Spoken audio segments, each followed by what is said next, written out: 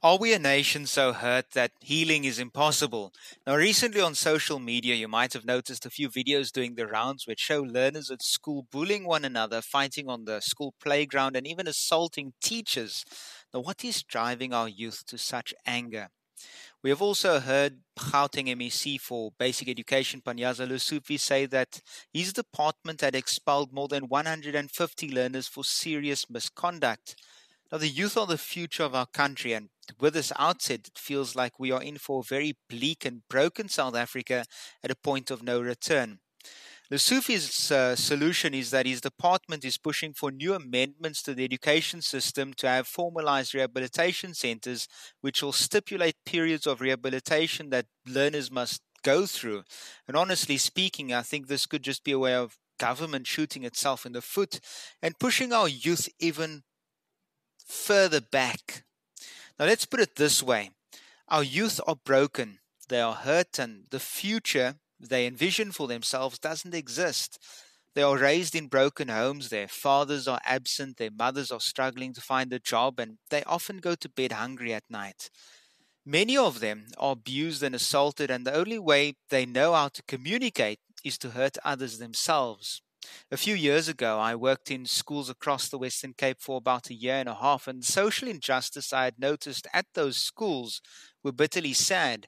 Many of the learners I had worked with didn't see a future for themselves, and many of them questioned why they should work hard at school if they will just end up as dropouts as the rest of their family members.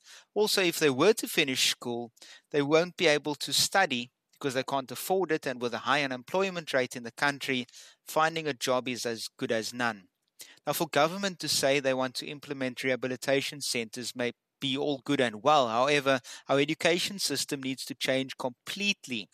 Instead of building rehabilitation centers, every school in South Africa should have anger management classes as well as talks on boosting a self-esteem. And further to that, our government needs to do more with gang-infested areas in promoting a life and promoting a world outside of those communities. Something more needs to be done.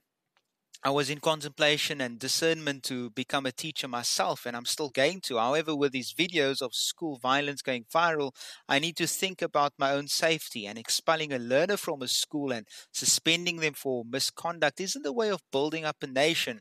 We may be giving the unruly learners what they want, a get out of school card, but we need to look deeper into this matter. And yes, their actions and attitude may suck, but each of these young people need to be shown love, need to be shown they possess the potential within them to achieve their dreams one day or to find a place of happiness.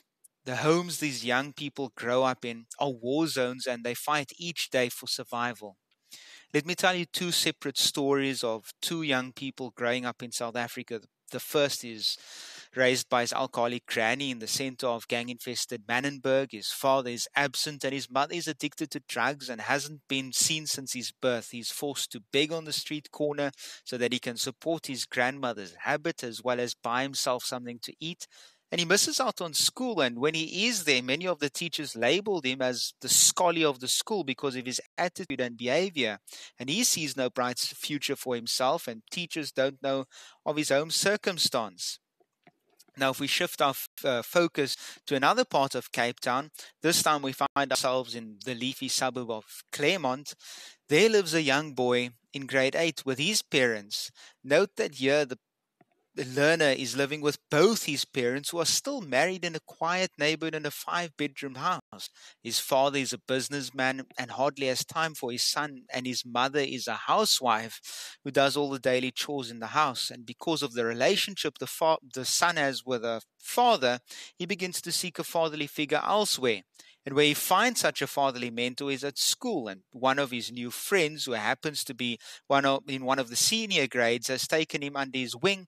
But his example isn't the greatest. From cigarettes to drinking on the school premises, the life of the grade 8 learner begins to spiral out of control, and he begins to act up and disrespect his mother, all because of his relationship with his father.